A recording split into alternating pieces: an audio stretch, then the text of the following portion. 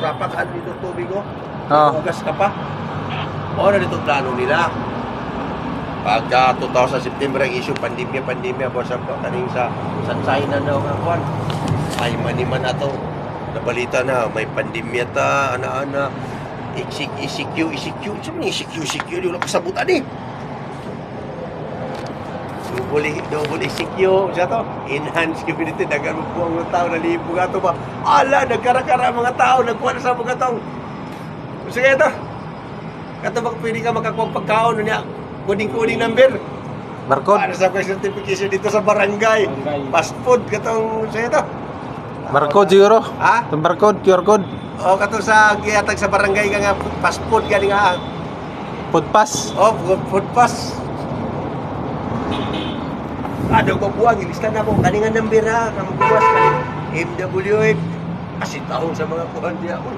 Di man ka magawas, sunod buwibis naman ka. Grabe ah, kara-kara ko po diya sa barangay certification. Wapa ko dito sa may health office sa barangay. Quarantine siya certification sa barangay. Yung katong card. Pirmada sa barangay. October 2020, muli kong kutabato. Wala na sa busa police station Buhangin. Barangay certification, travel permit sa barangay, o health certification sa barangay, dito sa health office nila, o police clearance, o travel permit dito sa police Quiapo, doon makuha mo. Ako tanong ka, isa'y mo sakyan. Private o sa plate number, pila bukabok ang pasahero mo sa kaya na. Isulat dito, shit, gapo ni dagang ipamutana. Buutan ka, sino magbuot?